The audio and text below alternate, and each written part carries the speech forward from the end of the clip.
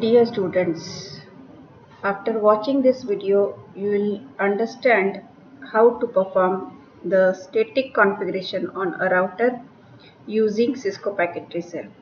So you will be able to understand the static routing using Cisco Packet Tracer after watching this video. The aim of this experiment is to implement static routing using Cisco Packet Tracer. The objectives are to create a routing topology, to configure IP addresses, to define static routes, to check the connectivity among the devices in the network.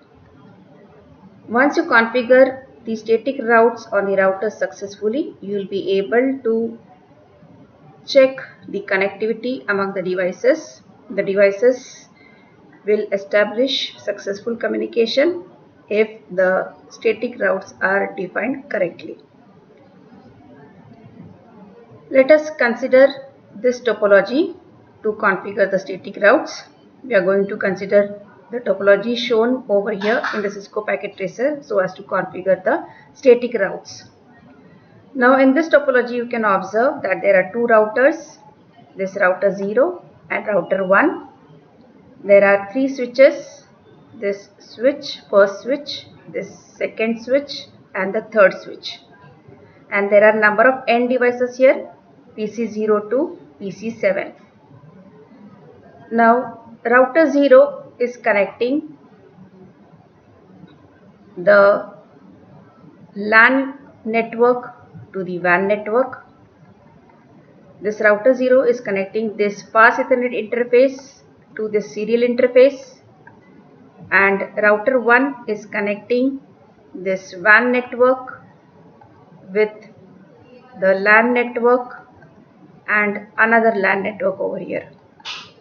So this router 0 is connecting two dissimilar networks together. It is connecting LAN to a WAN, and router 1 is connecting three dissimilar networks together. It is connecting a WAN to a LAN and a second LAN.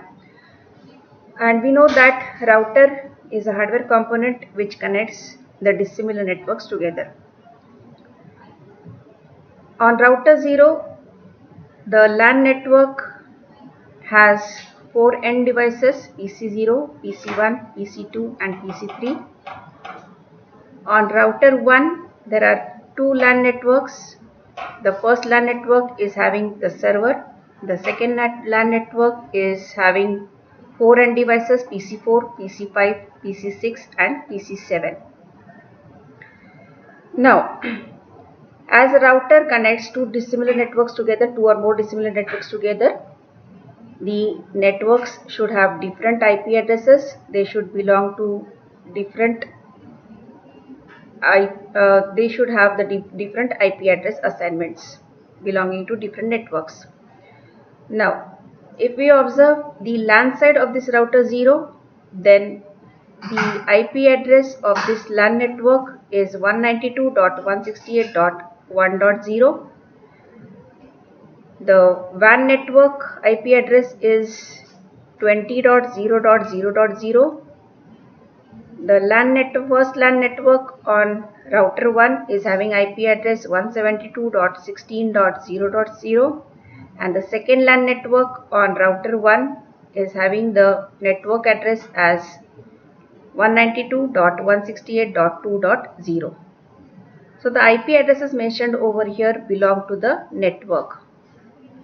The network address always ends with a 0 or an even number.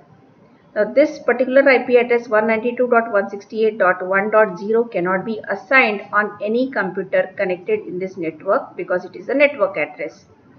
Similarly, 20.0.0.0 cannot be assigned on any end device because it is a network address. Similarly, 172.16.0.0, it is a network address. It cannot be assigned on any end device. Similarly, 192.168.2.0 is a network address. It cannot be assigned on any computer in the network as it is a network address. Now, let us consider the LAN network of router 0. Router 0 has got this fast Ethernet interface. We will be assigning the IP address as 192.168.1.0 1 to this LAN interface, and PC0 will be assigned with IP address 192.168.1.2. PC1 will be assigned with IP address 192.168.1.3.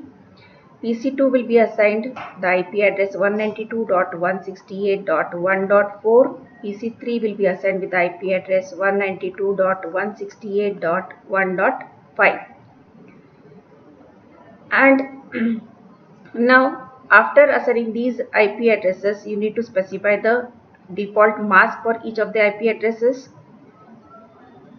This address 192.168.1.0 is the class C IP address because the first octet value is 192, which lies in the range from 192 to 223, which is the range for class C IP address. And we know that for class C IP address, the default mask is 3 octets high and 1 octet low. So the default mask will be 255.255.255.0. So on every computer, you have to mention the default mask as 255.255.255.0. Same way here, 255.255.255.0.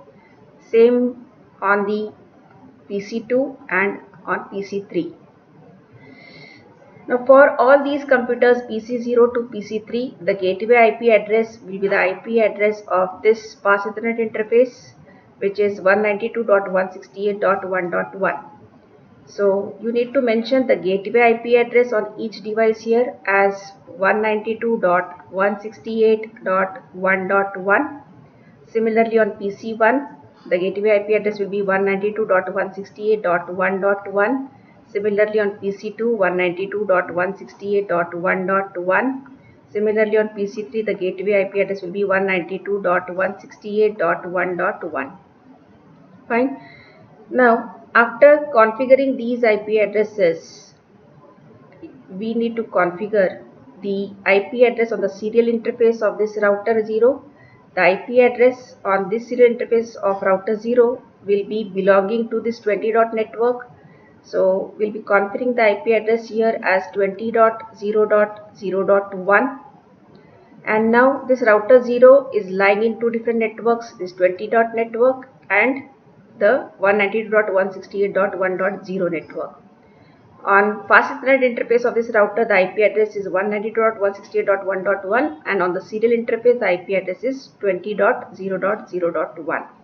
So while configuring these IP addresses, the class C IP address here will have the default mask of 255.255.255.0, and on the serial interface the default mask will be for class A because this 20.0.0.1 address belongs to the class A IP address. In class A, the range is 0 to 127. The first octet value in the IP address should be lying between 0 to 127. So it is the class A IP address, and we know that for class A IP address, the default mask is 255.0.0.0, that is 1 octet high and remaining 3 octets low. After configuring these IP addresses on the Pass interface and serial interface of this router 0, we need to activate these interfaces. The interfaces can be activated through the GUI mode or through the command line interface. You have to give the no shut command through the command line mode, or you can just make the port status on the router for each of these interfaces. Now we have to configure the next serial interface of this another router. Now the serial network is having the IP address 20.0.0.0. From this network we have allocated already one IP address on the serial interface of router 0. We'll be configuring another IP address belonging to this network on the serial interface of router 1, and that IP address will be 20.0.0.2. Since it is a class A IP address, again its default mask will be 1 octet high and remaining 3 octets low, that is 255.0.0.0. Now The fast Ethernet interfaces of router 1 will be configured. The LAN 1 of router 1 is belonging to network 172.16.0.0. So we'll be configuring this fast Ethernet interface of LAN 1 with an IP address 172.16.0.1, and the server will be configured with an IP address 172.16.0.2. The gateway IP address for this server will be 2 octets high and 2 octets low, because the IP address configured on this server will be belonging to class B. In this IP address, the first octet value is 172, which belongs to class B IP address range. Class B IP address range is from 128 to 191 decimal. Since 172 value lies in this range, it is class B IP address, and for class B IP address we know that the default mask is 2 octets high and 2 octets low. Now the second LAN will be configured with the IP addresses. The second LAN over here will have the fast Ethernet IP address as 192.168.2.1. Now 192 value lies in the class C range. Class C IP address range is from 192 to 223. The first octet value of the IP address is lying in this range, so it is a class C IP address, and for class C IP address we know that the default mask is 255.255.255.0. Fine. So this default mask will be configured on this fast Ethernet interface of router 1. Then the PCs in the second LAN will be configured with IP address 192.168.2.2 on PC4. The default mask will be 255.255.255.0, and the gateway IP address for this PC will be 192.168.2.1, which is the IP address of this interface, fast Ethernet interface over here. The PC5 will be configured with the IP address 192.168.2.3. The default mask will be same, 3 octets high and 1 octet low, and the gateway IP address will also be the same, that is 192.168.2.1. On PC3 will be configuring the IP address 192.168.2.4, and the default mask will be 3 octet high and 1 octet low, and the gateway IP address will be same, 192.168.2.1, because the traffic from these computers will be moving to the other networks via this interface IP address, which is 192.168.2.1. And PC7 will be configured with the IP address 192.168.2.5. Its default mask will be 255.255.255.0, and its gateway IP address will be 192.168.2.1. Now, the serial interface of this router 1 will be configured with this 20.0.0.2 address, and the LAN interfaces will be configured with these IP addresses. The IP address configuration is explained for router 0 and as well as router 1. Now with this, if you try to test the connectivity between PC0 and let's say PC6, then you will not get the successful response using the ping tool. If you try to test the connectivity between PC0 and PC6, then you will not get a successful ping response. Why? Because you have not yet defined the static routes on each of the routers. So you need to define the static routes on each of the routers. Now how will you define the static routes on each of the routers? You have to enter the GUI mode of the router and define the static route. Let's say on router 0, you have to define that this router 0 can reach this 172.16.0.0 network. Router 0 can reach 172.16.0.0 network via it can reach this network via the IP address 20.0.0.2. Fine. Similarly, router 0 can reach this class C network, that is 192.168.2.0 network via this next hop interface IP address, that is 20.0.0.2. Fine. Similarly, on router 1, you have to define the static route as router 1 can reach this network 192.16.1.0 via the next hop IP address, that is 20.0.0.1.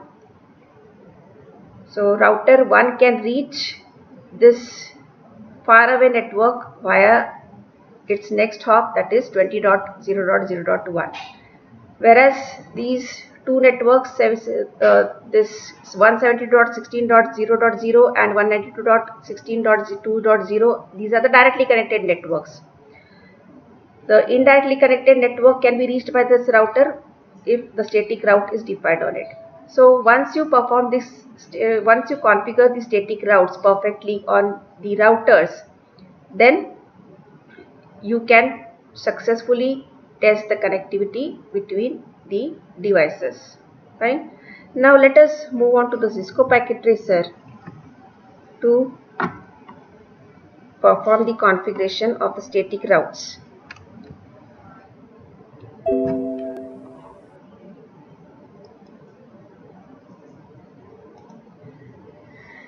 So we are on the Cisco Packet Tracer now. Let us configure the topology which I have explained. Let us take the router. Just a minute. Let us take the router, PT router. Take another router. Take one switch, 24 port switch 295024, and two switches under router 1. Now take some end devices under switch 0. Let's take these 4 end devices under switch 0, and let's take 4 end devices under switch 2,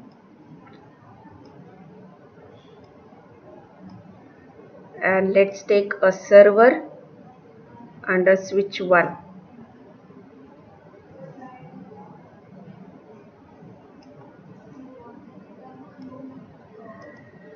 Now let's connect the routers together with the serial link.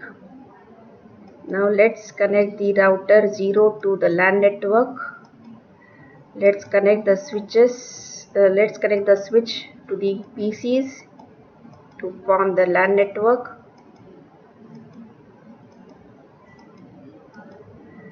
Now let's connect these two switches to router 1. Switch 1 will be connected to server, and switch 2 will be connected to the 4 different computers.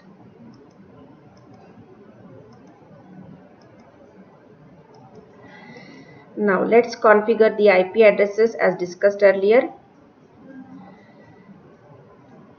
So on router 0, first of all you need to observe the numbers of the interfaces.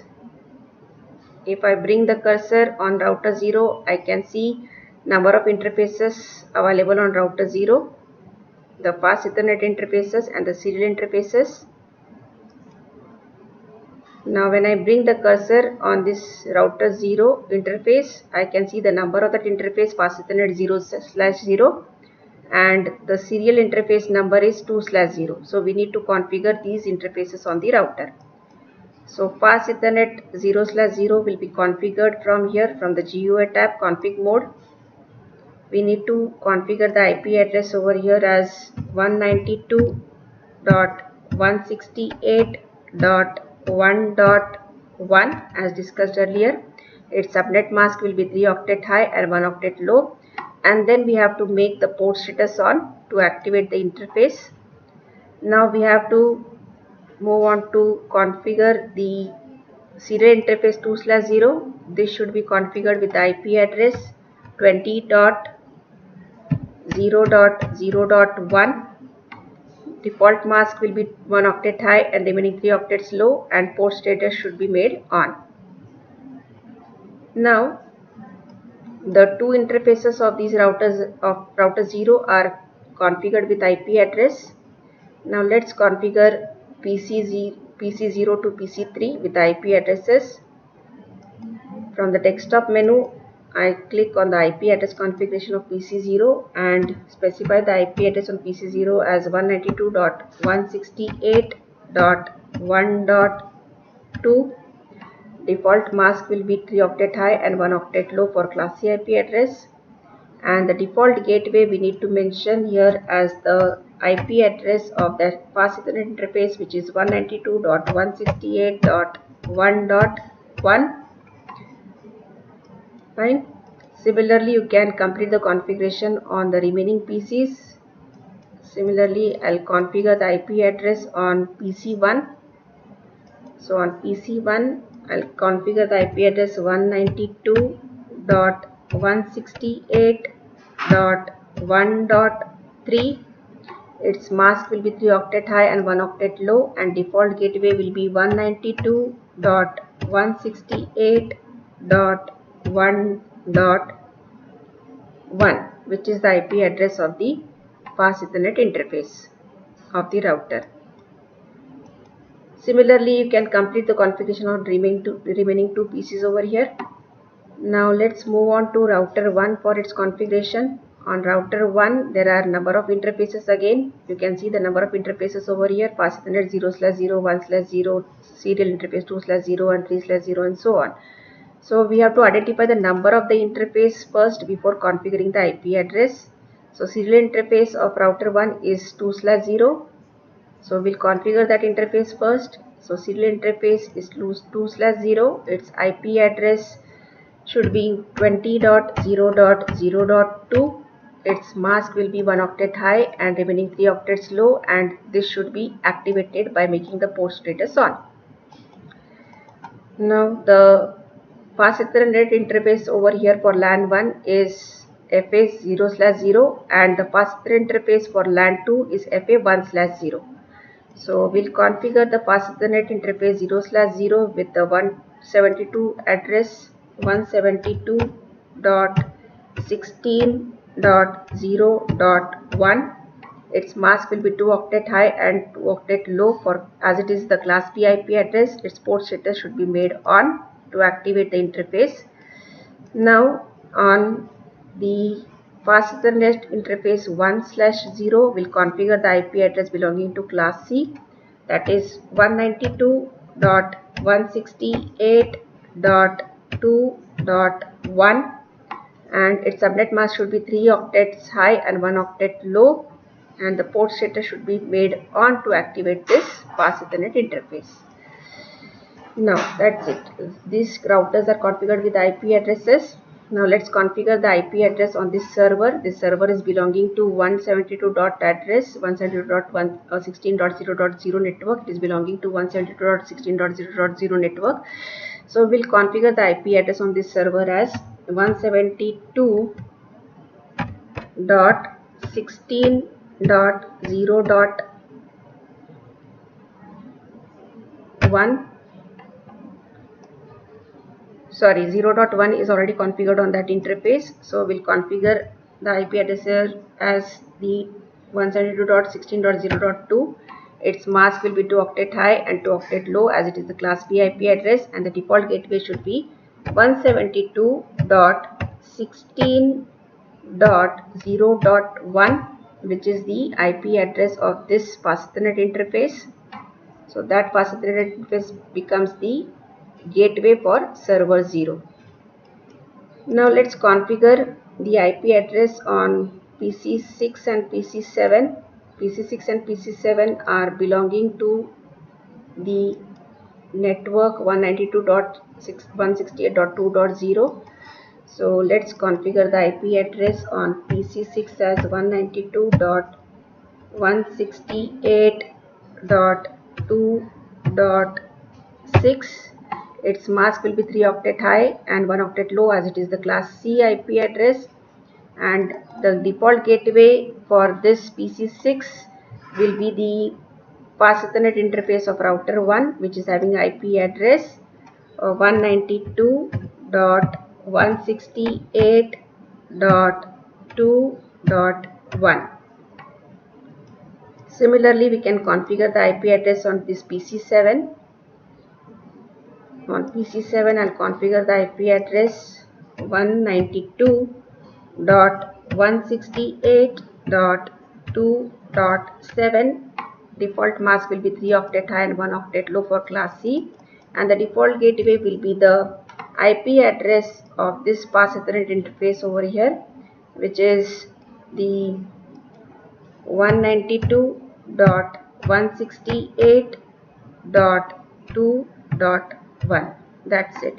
Now the IP address configuration is complete. You can complete the IP address configuration on the remaining PCs in this network, PC4 and PC5, as well as on PC2 and PC3. Now let us try to ping PC7 machine from PC0. So I'll use the command prompt on PC0 to ping the IP address of PC7. IP address of PC7 is 192.168.2.7. I should not get the successful ping response because I have not defined the static routes yet. So here you can observe clearly that the reply from that particular host is not successful. Destination host is unreachable, and this response is displayed with the help of a protocol called as ICMP protocol, Internet Control Message Protocol. Now let's complete the static routing now on both the routers. On router 0, I need to define the static route from this GUI configuration tab. Using the static tab, I need to specify that router 0 can reach the network 172.16.0.0 with a mask of 255.255.0.0. Here it doesn't take automatically the mask. We need to enter the mask here. This IP address 172.16.0.0 is the class B IP address, and for class B the mask is 2 octet high and 2 octet low. The next hop for this router is the IP address of this interface. Next hop interface, that is 20.20.0.0.2. Now add this route. Similarly configure the static route on router 1. Router 1 can reach this 192.168.1.0 network via the next hop. Fine. But router 0's static route configuration is not yet complete. We have just defined the route to the 172.16.0.0 network. The second network is yet to be defined. So let's complete it first. So in static route, we need to input the network ID for the second LAN over here, which is 192.168.2.0. So router 0 can reach this network using the mask 255.255.255.0, as this IP address is belonging to class C. The next hop for this router is again 20.0.0.2. Add this route. So router 0 can reach 172.16.0.0 network via 20.0.0.2, and it can reach this class C network 192.168.2.0 via 20.0.0.2. Now the static routes are successfully defined on router 0. Similarly, we'll define the static route on router 1. On router 1, using the static configuration tab, we have to define that router 1 can reach the network 192.168.1.0 using the classy mask, that is 255.255.255.0, that is 3 octet high and 1 octet low. And the next hop for this router will be the IP address on the serial interface of router 0, that is 20.0.0.1. And let's add this static route on this router 1. So the static route configuration is complete now. Now let us again check the ping response from PC0 for PC7. So I'll use the command prompt on PC0 and I'll use the same command, ping 192.168.2.7. I should now get the successful ping response because the static routes are defined. Yes, I'm getting the successful ping response from the PC7. So PC0 can communicate now with PC7. In this way, the static routes are successfully configured on the routers. Now let us see the animation for the communication in this topology. Let us take a simple PDU and let us observe the packet flow sequences. I am attaching the simple PDU on PC0 and let's say PC6. The source is PC0 and destination is PC6. And let's now observe the movement of the packet from PC0 to PC6. I'll run the simulation button now.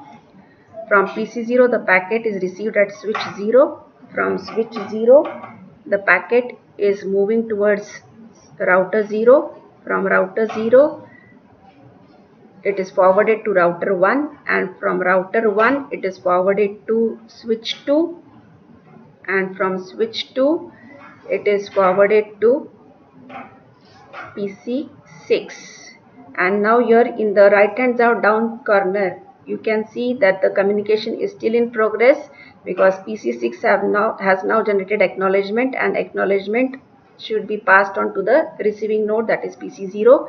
So now the acknowledgement is received at router 1, and from router 1 to router 0, from router 0 to switch 0, and from switch 0 to say PC0. Now once the acknowledgement is received at PC0, you can see the successful connection is established between PC0 and PC6 in the right hand side down corner. So in this way we have successfully configured the static routes on the routers in the considered topology. Thanks for watching.